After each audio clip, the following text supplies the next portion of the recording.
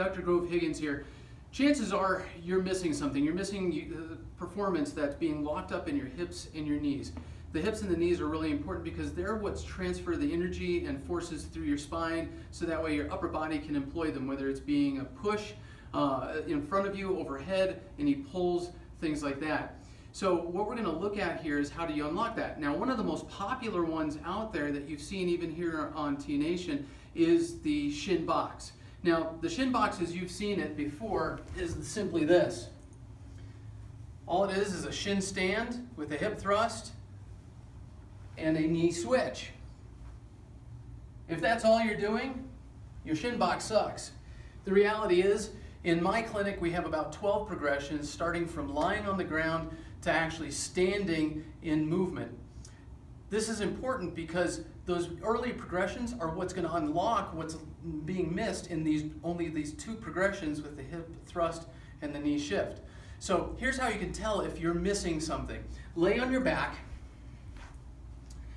put the feet about shoulder width apart, and we're going to do a Shin Box lying on our backs. We're going to let the knees fall from side to side.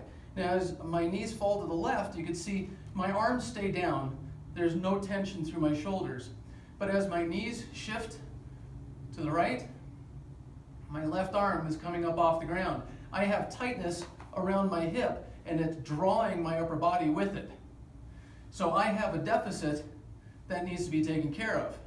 To do that, we're going to do these first 4 progressions before you're allowed to go on to the Shin Box as it's commonly seen.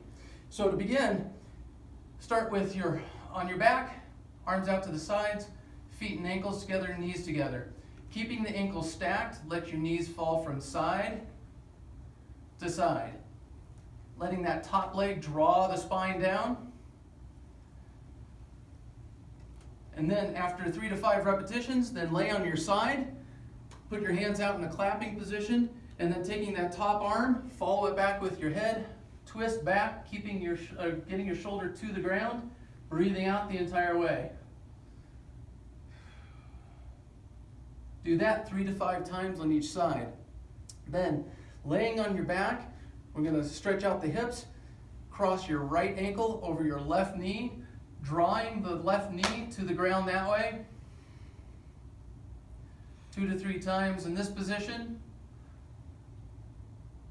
And then moving the foot out about 5 to 6 inches.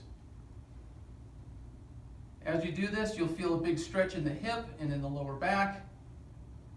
Again, another 5 to 6 inches. At this time, my knee is in line with my hips. We're going to do this on both sides. Do as many steps in between as you want. Now for the actual Shin Box in the lying position, feet about shoulder width, knees falling from side to side. At this point, you're getting really close to being ready to do the full Shin Box, and we encourage you to continue doing it. But the reality is that you're missing a bunch of performance from the Shin Box, and it'd be doing a whole lot more for you. Again, in my clinic, it's about 12 progressions, resulting in an up from the ground and standing. So that way you can unlock maximum amount of performance from the lower body to get maximum amount of performance from the upper body.